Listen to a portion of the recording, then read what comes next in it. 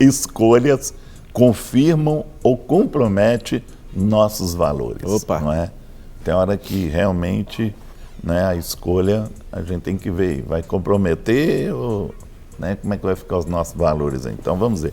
Certo dia Daniel teve que decidir se iria se submeter a uma lei pagã ou apegar às suas convicções. Ele escolheu seus princípios de vida, seguindo os passos de outros grandes homens de Deus, agindo assim. Então ele teve uma escolha dentro dos princípios dele. Amém? Então nós sabemos aí que a escolha dele foi dentro dos princípios, dentro daquilo que Deus colocou no coração dele. Amém? O texto bíblico de hoje, qual é? Nós vamos ler Daniel 6, de 4 a 10. Não é? Eu estava deixando aqui para o Rogerinho escolher o texto bíblico. Então ele escolheu Daniel 6. Né? A escolha foi dele. Né? Para não falar que a voação foi minha, a escolha foi dele.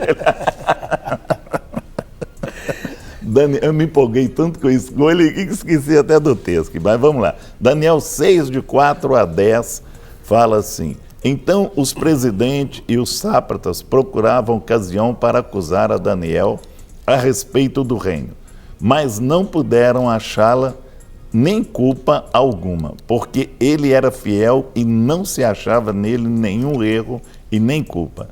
Disseram, pois, estes homens: nunca acharemos ocasião alguma para acusar a esse Daniel, se não a procurarmos contra ele na lei do seu Deus. Então estes presidentes e sátrapas foram juntos ao rei e lhe disseram: ó rei Dario, vive eternamente.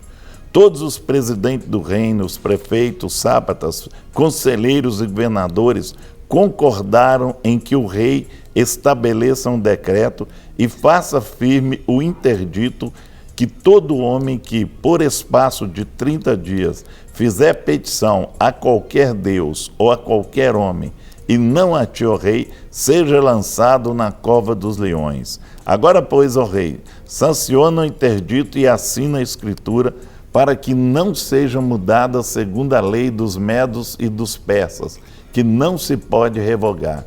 Por esta causa, o rei Dario assinou as escrituras e o interdito. Daniel, pois, quando soube que as escrituras estavam assinadas, entrou em sua casa e em cima no seu quarto, onde havia janelas abertas, do lado de Jerusalém, 3 vezes por dia se punha de joelhos e orava, e dava graças diante do seu Deus, como costumava fazer. Ok? Então nós temos aí a escolha de Daniel, e vamos ver o que o pastor Rogerinho tem aqui para nos falar sobre isso. O que ele tem a nos dizer? O que ele tem a nos dizer? Olha, Guerra, a primeira coisa que eu gostaria de comentar é o ambiente corrupto e invejoso no qual Daniel estava inserido. Sim.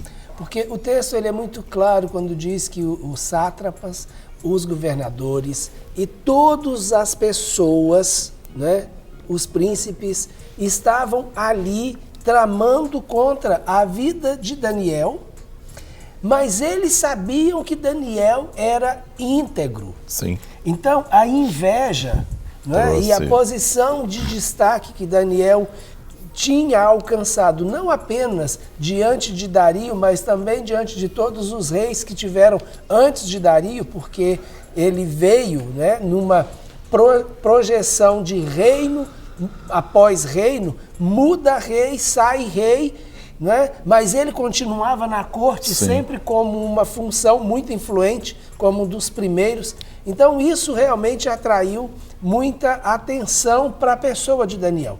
Mas o que me chama a atenção nesse momento é exatamente a convicção de que todos os inimigos de Daniel tinham de que nele não vamos achar culpa alguma. Não temos nada que podemos falar a respeito desse homem. Não temos nada de que podemos acusá-lo, não temos nada de que podemos, de alguma maneira, manchar a sua reputação. Então, assim, é algo que realmente nós temos que parar e avaliar, né? Diante de... Quando a gente olha as situações, o jogo político que nós vemos tantas vezes, não apenas no Senado, mas na Câmara e em todas as esferas de governo, né, que nós vivenciamos e vimos todos os dias diante de nós pela televisão, pelos jornais, a gente olha e começa a parar e pensar, quantos Daniéis a gente poderia encontrar ali? Não é?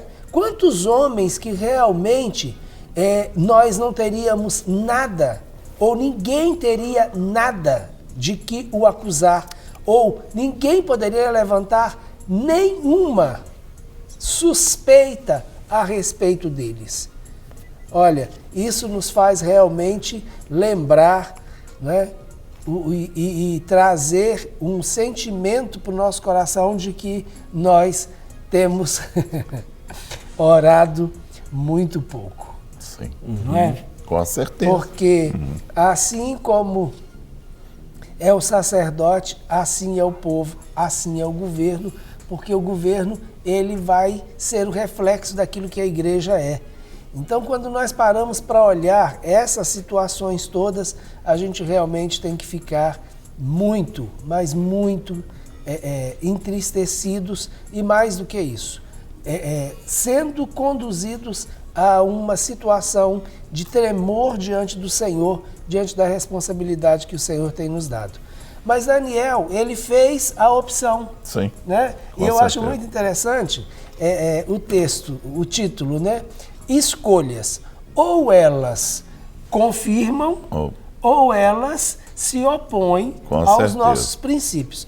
Então Daniel fez a opção de usar ou de fazer a escolha que ia de acordo com os seus princípios. Então, e isso, de alguma maneira, o levou a pagar um preço. Mas Deus, mais uma vez, se mostrou fiel, bom e misericordioso com Daniel, justo com Daniel e glorificou o seu nome diante dessa situação. Mais uma vez, Daniel se coloca diante de Deus e dos homens em favor de Deus pela sua postura, não pela sua fala, mas pela sua postura, pela sua posição.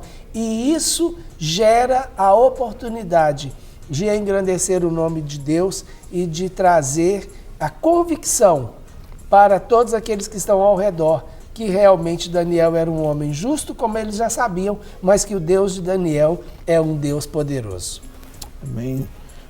Tem uma perguntinha aqui, Guerra e Rogério, assim, joia para a gente começar as nossas...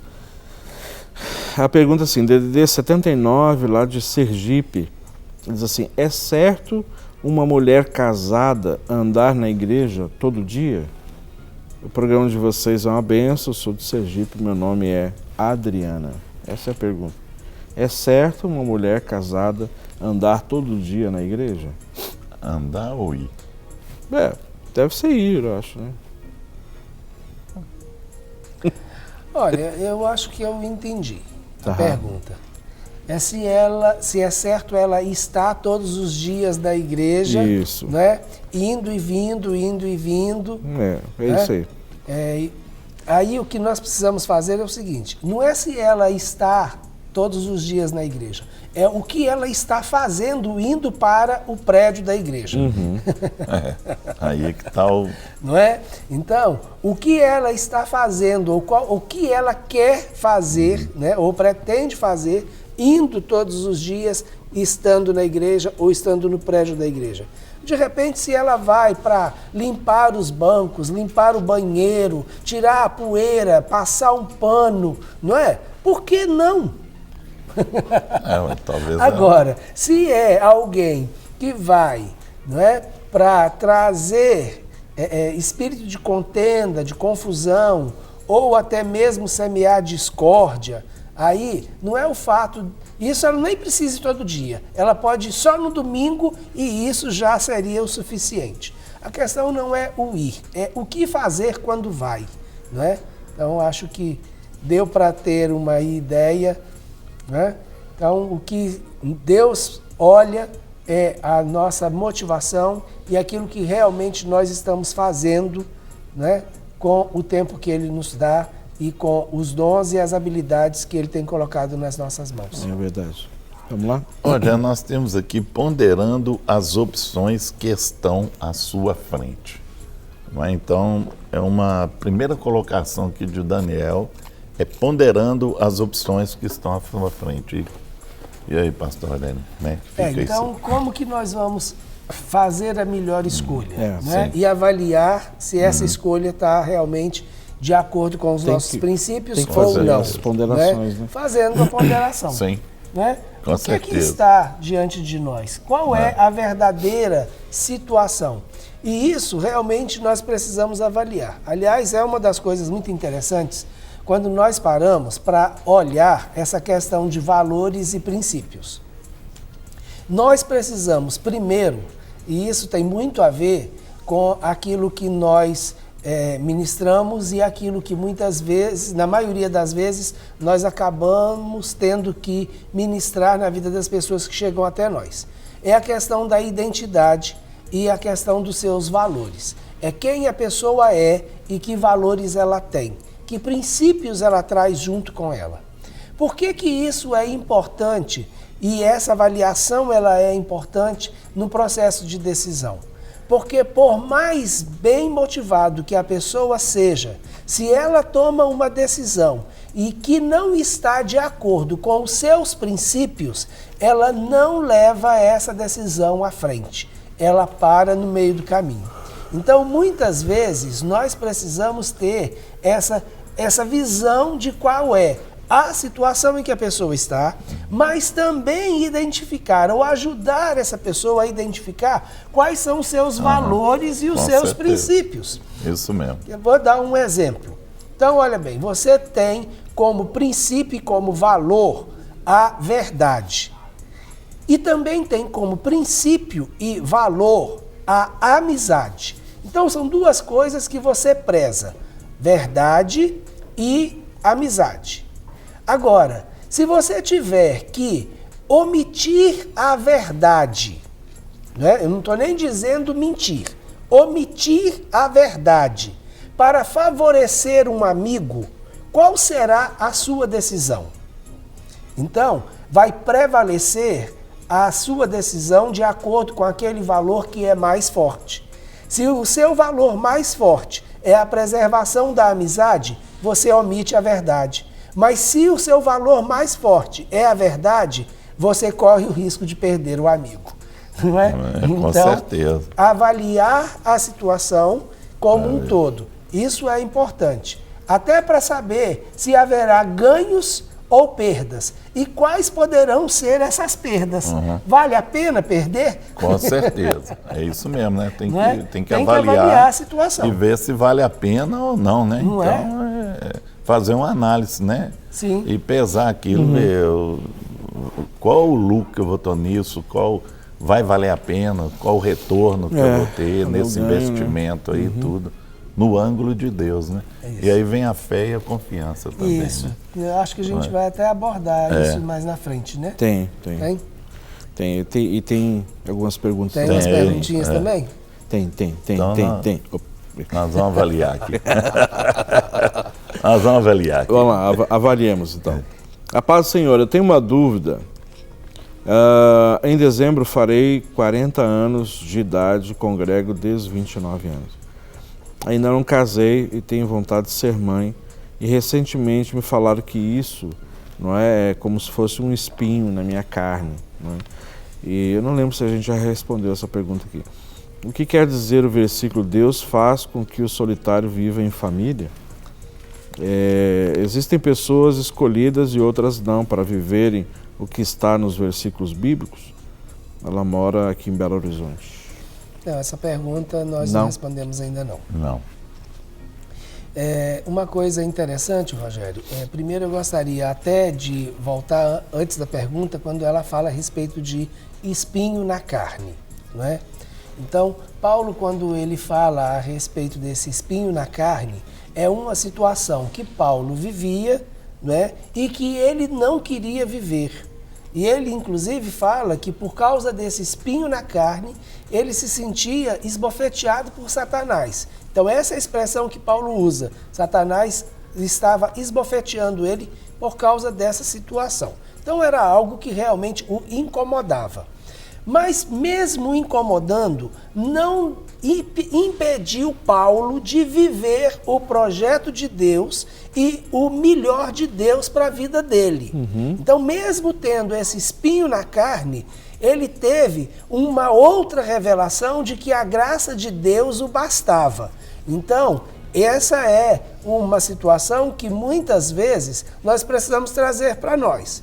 Uma situação de desconforto? Sim, mas essa situação de desconforto ou de não ver os nossos planos realizados no tempo que nós queremos ou do jeito que queremos, não pode nos impedir de viver o melhor de Deus, porque a graça de Deus está sobre nós e ela é quem nos basta. Amém. Então, estou usando o próprio texto que você se refere. Agora, há escolhas para uns e para outros? Pode ser que sim, não é? Por quê? Porque Deus tem planos e projetos para cada um de nós. E nenhum dos seus planos são frustrados. Mas tem uma outra situação que é a nossa vontade. E o quanto nós, de repente, estamos dispostos a lutar em favor daquilo que nós queremos e que é a nossa vontade.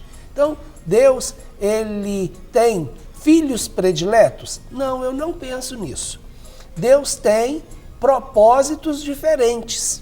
Agora, se o propósito de Deus para a sua vida é que você viva só, Ele vai colocar no seu coração e vai colocar em todas as dimensões da sua vida, tanto corpo, alma e espírito, as condições necessárias para você viver bem e viver só. E Ele vai fazer cumprir, inclusive, na sua vida, esse texto que você cita, que o solitário vai viver em família. Ele faz o solitário viver em família. Isto é, ele faz a pessoa, mesmo não tendo ninguém, entre aspas, viver suprida afetivamente, vivendo no contexto de corpo, usufruindo do corpo e sendo satisfeita emocionalmente e vivendo suprida como família. Então, deixa Deus assumir o controle dessa área na sua vida. Eu acho que a sua ansiedade está sendo algo que tem realmente atrapalhado você a viver o melhor de Deus, né? E muitas vezes as pessoas confundem mesmo essa questão do espinho na carne, né? Então, usa uma aplicação muitas vezes que não tem nada a ver com a realidade, né? E aí muitas vezes as pessoas estão crendo numa outra situação e vivendo muitas vezes tolhidas, escravizadas, em função de crer nisso de uma outra forma completamente diferente, né? E aí, meu Guerra? Em 40 anos a pessoa está nova ainda, né? Pô, pela foto que eu vi aqui, tá... Está começando a viver agora, com certeza. Esquenta a cabeça, não preocupe com o que os outros falam, não. Né? Viva a sua vida, não é isso? Né? Com certeza. Nós temos aqui, Rogerinho, perguntando a si mesmo. Você já perguntou a si mesmo? Algumas coisas. É desse jeito. Se tais escolhas irão forçá-lo a compreender seus valores pessoais. Aí, Guerra, é a questão de olhar para dentro de si. Sim. Então, quando eu falei a respeito tanto de valores e princípios, mas também de identidade, aí nós temos a questão da identidade. Sim, aí vem a identidade. Eu vou olhar para dentro de mim mesmo e vou ver se aquela escolha ela é compatível com aquilo que eu acredito, penso e tenho realmente como valor. Sim. Se aquilo realmente está de acordo com o que é importante para mim. Eu preciso achar essas respostas primeiro em mim mesmo. E isso, gente, é extremamente importante. Por quê? Não adianta eu satisfazer os outros e viver, não é, de uma maneira que eu não me satisfaça. Então, eu preciso satisfazer a Deus depois satisfazer os meus valores e os meus princípios. E quem conhece os meus valores e os meus princípios? Depois de Deus, sou eu mesmo. Então eu preciso olhar para dentro de mim, eu preciso trazer essa reflexão a respeito daquilo que eu realmente penso em determinados assuntos. Sim. E ver como eu já me comportei, né, diante de situações onde aqueles assuntos eram importantes. Isso traz um esclarecimento, muitas vezes, interessante. Né? Já vivi uma situação parecida? Já. Ok. E nessa situação parecida, como eu me portei? Desse jeito. Fiquei satisfeito com o resultado? Porque muitas vezes a gente faz e depois chega à conclusão de que não deveria ter feito. Não fica satisfeito com o resultado. Então, essa autorreflexão, essa autoavaliação, ela é extremamente importante no processo de tomada de decisão.